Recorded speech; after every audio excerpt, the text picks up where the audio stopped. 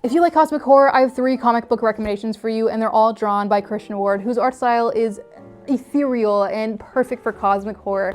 Absolutely stunning. Let's get into it. This is Spectrograph, published by Distillery Media. This one kind of broke my mind. I'm kind of obsessed. This is written by James Tynion IV, who does one of my favorite ongoing series called Something is Killing the Children, and this is art by Christian Ward. This is about a man who has spent the majority of his life studying the occult to prove that ghosts are real, to try to find evidence of something after death, that immortality can be possible, but he finds out that there is nothing. Ghosts are not real, so he tries to invent them. He tries to create ghosts, and of course that is a dangerous thing to play with, and things go terribly wrong. This also has a gothic horror element because it primarily takes place in this guy's creepy and giant weird mansion in which he tried to create ghosts in. These 2 women are trapped in his house, locked in, and have to get out. The clock is ticking, and they are not alone. They are not alone in this house. I love this ending. It really contained the story while setting up potentially more for a sequel.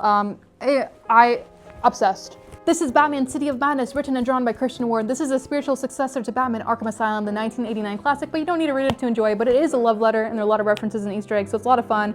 Christian Ward commented on one of my posts saying that the preferred reading order is Batman Arkham Asylum and then Batman City of Madness, but you can do whatever you want. I read this one first, and I still had fun. Now, the premise is there is a Gotham under Gotham. For every soul in the Gotham above, there is a twisted, mirrored version of that soul in the Gotham below, and they're fueled and fed by all the pain and sadness from above. Now, the entrance to this Gotham below is guarded by the Court of Owls, but there is a breach, and something escapes, and that something is this Cthulhu-looking Batman. His goal is to kidnap his own Robin and train him to become his own twisted and dark sidekick. And now the breach in the entrance is also causing people to kind of go crazy in Gotham above, especially like Batman's greatest villains. Like Two-Face is starting to hear another voice. Now Batman has to team up with the Court of Owls and stop Gotham from falling into disarray and save this kid from being kidnapped. I love the character designs, these alternate character designs of some of these greatest characters. It is a wild ride. It is a lot of fun. I also recommend Aquaman and Andromeda. Even if you're not an Aquaman fan, this is just such a great story. This is written by Romvi, who did one of my favorite comic books called The Many Deaths of Layla Starr, which is behind me somewhere, and art by Christian Ward. The premise is there's a ship potentially from outer space that has landed on the bottom of the ocean, so they send a bunch of scientists to try to make first contact and figure out what's going on. But what they find is worse than they expected, and they're trapped at the bottom of this ocean, and they're starting to turn on each other.